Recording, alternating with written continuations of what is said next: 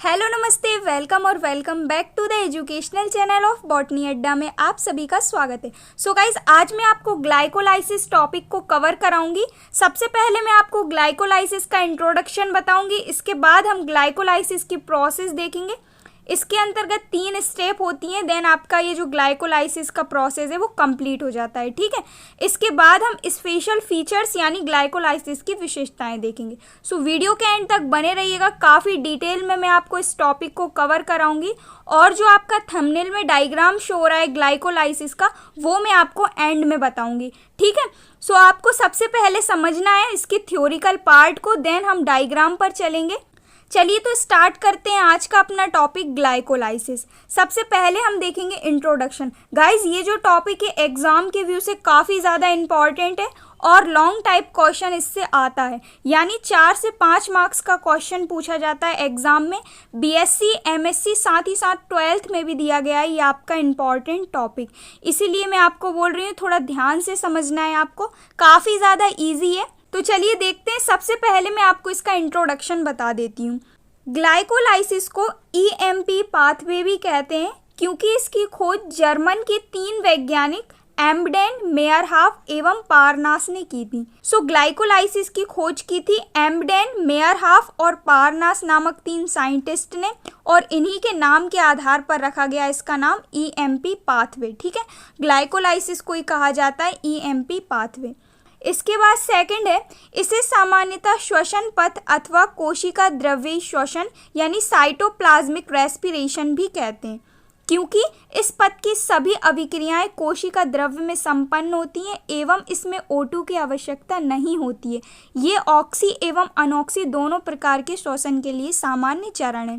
सो देखिए क्या होता है, ये जो आपकी ग्लाइकोलाइसिस की प्रोसेस है, इसे ईएमपी पाथवे के साथ साथ इसे कोशिका द्रव्य श्वसन और सामान्य श्वसन के नाम से भी जाना जाता है। कोशिका द्रव्य श्वसन इसीलिए कहते हैं क्योंकि इसकी सभी प्रोसेस जो है वो कोशिका द्रव्य में कंप्लीट होती हैं, और श्वसन के नाम से इसीलिए जाना जाता है क्योंकि इसमें O2 की आवश्यकता नहीं होती है।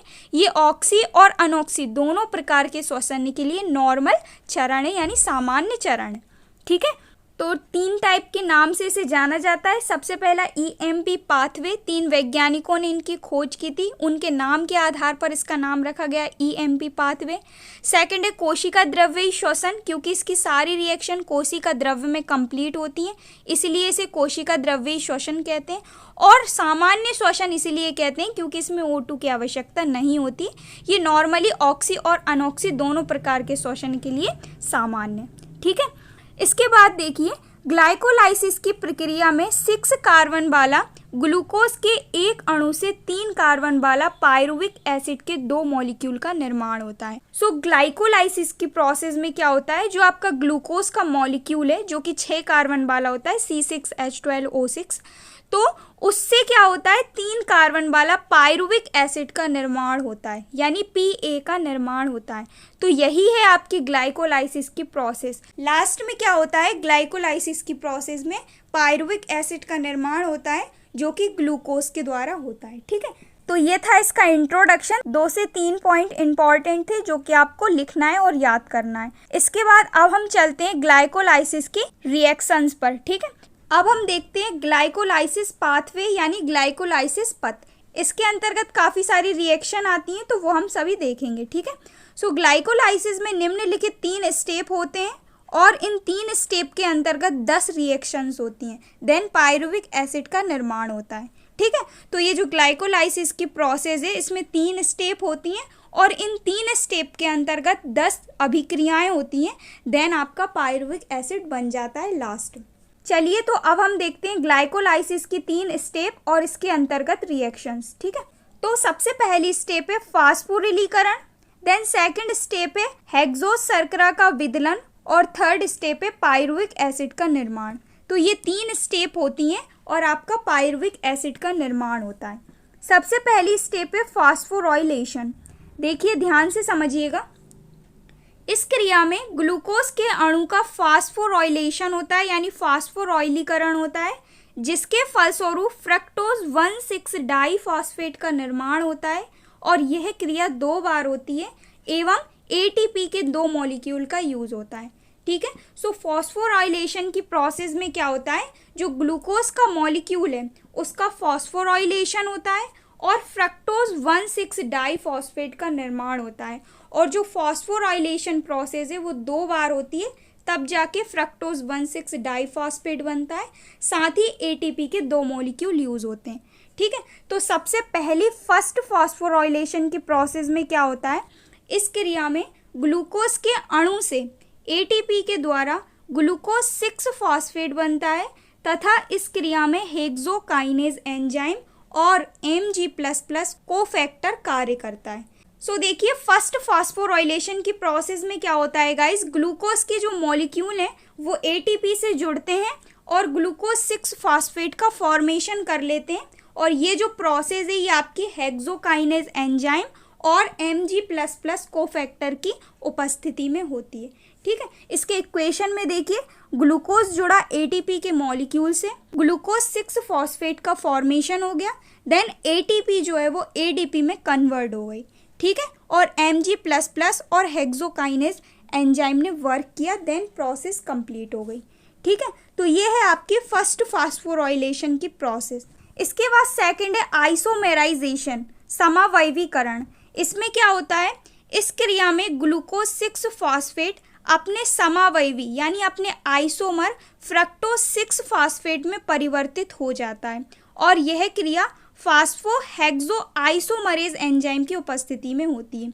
इस क्रिया में क्या होता है, जो आपका ग्लूकोज 6 फॉस्फेट बना था वो अपने ही आइसोमर में चेंज हो जाता है, बाकी इस रिएक्शन में कुछ भी नहीं होता है।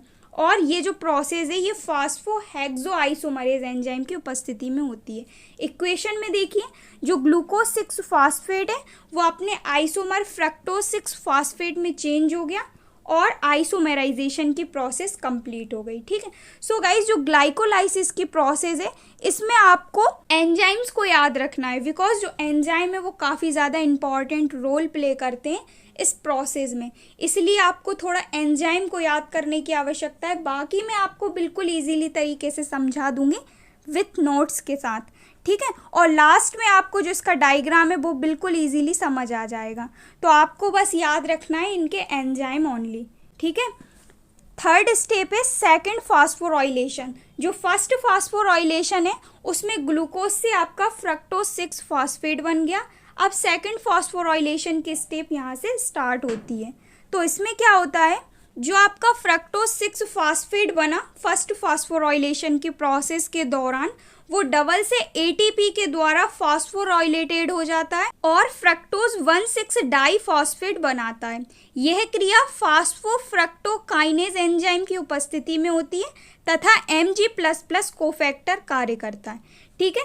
तो इसकी इक्वेशन में देखिए, जो आपका फ्रक्टोज 6 फॉस्फेट है वो एटीपी से जुड़ा और फ्रक्टोज 1,6 डाइफॉस्फेट का फॉर्मेशन हो गया, एटीपी एडीपी में यूज हो गई, ठीक है। और फास्फोफ्रक्टोकाइनेज एंजाइम ने वर्क किया, ठीक है। तो इस टाइप से होती है आपकी फर्स्ट स्टेप, जिसके अंतर्गत फॉस्फोराइलेशन की प्रोसेस होती है। फर्स्ट फॉस्फोराइलेशन की प्रोसेस में आपका ग्लूकोज से फ्रक्टोज 6 फॉस्फेट बनता है। देन सेकंड फॉस्फोराइलेशन की प्रोसेस से आपका फ्रक्टोज 1,6 डाइफॉस्फेट का फॉर्मेशन हो जाता है और 2 एटीपी के मॉलिक्यूल यूज होते हैं। इस प्रकार फॉस्फोराइलेशन की क्रिया में ग्लूकोज के एक अणु से फ्रक्टोज 1,6 डाइफॉस्फेट के एक अणु के निर्माण में 2 एटीपी अणुओं का उपयोग होता है। यानी जो आपकी फॉस्फोराइलेशन की प्रोसेस है उसमें ग्लूकोज के एक अणु से फ्रक्टोज 1,6 डाइफॉस्फेट के एक अणु के निर्माण में 2 एटीपी के मॉलिक्यूल यूज होते हैं, ठीक है। तो ये हुई आपकी फर्स्ट स्टेप कंप्लीट, जिसमें आपका बन गया फ्रक्टोज 1,6 डाइफॉस्फेट। अब हम स्टार्ट करते हैं सेकंड स्टेप, जो कि है हेक्सो शर्करा का विदलन। इसमें भी कुछ भी नहीं होता है, जो आपका हेक्सो शर्करा बना यानी 1,6 डाइफॉस्फेट वो टूट जाता है 2 पार्ट में। पहला पार्ट है 3-फॉस्फोग्लिसरैल्डिहाइड और दूसरा है डाईहाइड्रोक्सी एसीटोन फॉस्फेट, ठीक है। तो इन 2 पार्ट में टूट जाता है आपका हेक्सो शर्करा यानी 1,6 डाइफॉस्फेट, और जो आपका सेकंड पार्ट बना डाईहाइड्रोक्सी एसीटोन फॉस्फेट वो चेंज हो जाता है 3-फॉस्फोग्लिसरैल्डिहाइड में और आगे की प्रोसेस में 3-फॉस्फोग्लिसरैल्डिहाइड वर्क करता है। अब मैं आपको समझाती हूँ इसे थ्योरिकल पार्ट में। सो देखिए, स्प्लिटिंग ऑफ हेक्सोस शुगर, इस क्रिया में फ्रक्टोज 1,6 डाइफॉस्फेट से 2 शर्कराएं 3-फास्फोग्लिसरैल्डिहाइड तथा डाइहाइड्रोक्सी एसीटोन फॉस्फेट का निर्माण होता है। ठीक है, क्या कहा, जो आपका फ्रक्टोज 1,6 डाइफॉस्फेट है वो टूट जाता है और 2 शर्कराओं का फॉर्मेशन करता है। सबसे पहली शर्करा है 3-फास्फोग्लिसरैल्डिहाइड और दूसरी शर्करा है डाइहाइड्रोक्सी एसीटोन फॉस्फेट। ठीक है, ये देखिए इसकी इक्वेशन, फ्रक्टोज 1,6 डाइफॉस्फेट टूट गया 2 पार्ट में। सबसे पहला है 3-फास्फोग्लिसरैल्डिहाइड और दूसरा है डाइहाइड्रोक्सी एसीटोन फॉस्फेट। ठीक है, इन दोनों अणुओं में से केवल 3PGH यानी 3-फास्फोग्लिसरैल्डिहाइड का ऑक्सीकरण होता है। जैसे जैसे ये ऑक्सीकृत होता जाता है वैसे वैसे डाइहाइड्रोक्सी एसीटोन फॉस्फेट 3-फास्फोग्लिसरैल्डिहाइड में परिवर्तित हो जाता है और आगे की क्रियाओं में 3-फास्फोग्लिसरैल्डिहाइड के अणु भाग लेते हैं। जैसा कि मैंने आपको समझाया कि ये जो आपका डाइहाइड्रोक्सी एसीटोन फॉस्फेट है वो 3-फास्फोग्लिसरैल्डिहाइड में चेंज हो जाता है और आगे की प्रोसेस में 3-फास्फोग्लिसरैल्डिहाइड के मॉलिक्यूल वर्क करते हैं, काम आते हैं। ठीक है, तो ये हुई आपकी सेकंड स्टेप कंप्लीट, जो कि है हेक्सोस शर्करा का विदलन। इसमें आपका फ्रक्टोज 1,6 डाइफॉस्फेट टूट गया और फॉर्मेशन हो गया आपका 3-फास्फोग्लिसरैल्डिहाइड का। ठीक है, अब थर्ड स्टेप है आपकी पायरुविक एसिड का निर्माण।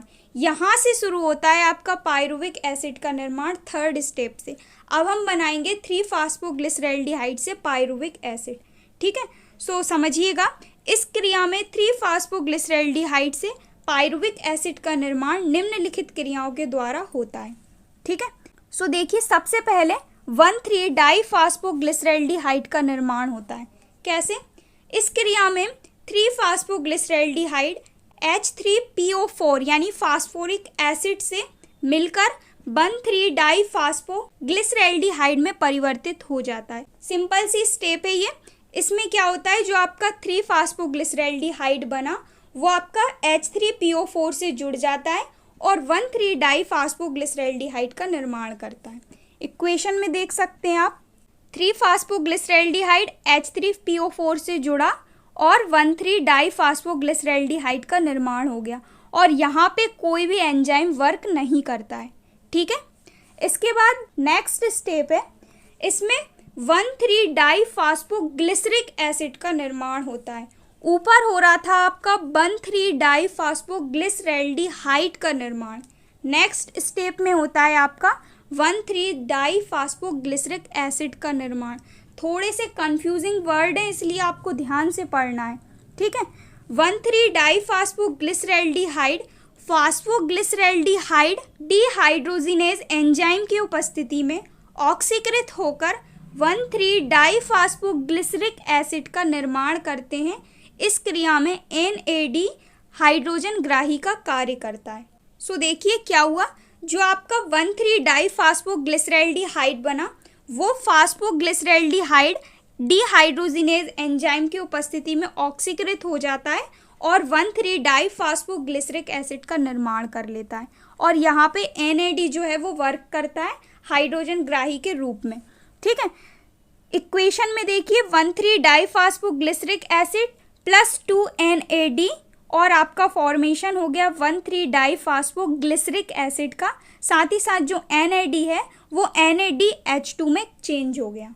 ठीक है, इसके बाद नेक्स्ट स्टेप है 3-फास्फोग्लिसरिक एसिड का फॉर्मेशन। 1,3 डाइफॉस्फोग्लिसरिक एसिड से 3-फास्फोग्लिसरिक एसिड का निर्माण होता है। इसमें 1,3 डाइफॉस्फोग्लिसरिक एसिड से एक फॉस्फेट समूह निकल जाता है और 3-फास्फोग्लिसरिक एसिड में परिवर्तित हो जाता है और ADP से ATP का निर्माण होता है।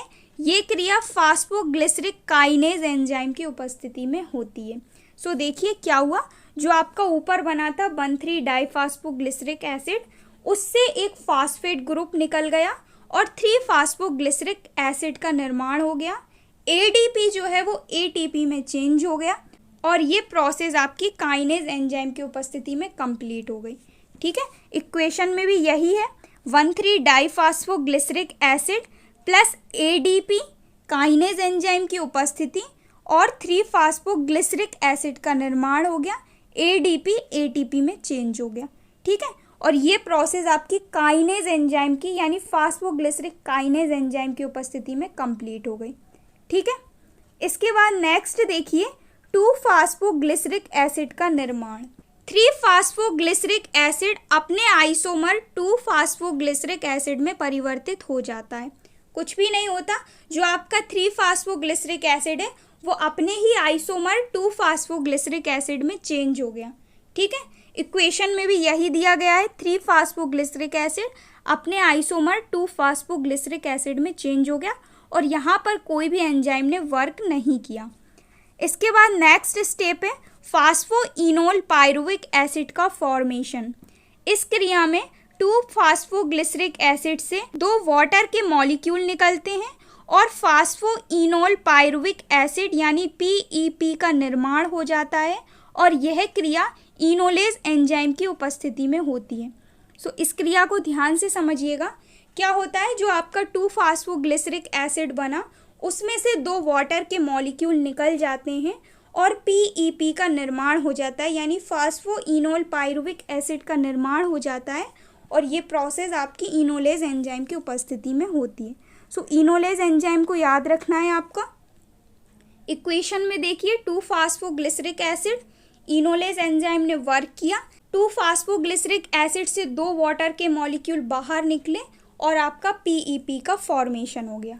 ठीक है, इसके बाद लास्ट स्टेप है PA का निर्माण यानी पायरुविक एसिड का निर्माण। तो ग्लाइकोलाइसिस की अंतिम स्टेप में PEP से फॉस्फेट समूह की हानि होती है और PA यानी पायरुविक एसिड का निर्माण होता है। ये अंतिम क्रिया पायरुविक काइनेज एंजाइम की उपस्थिति में होती है।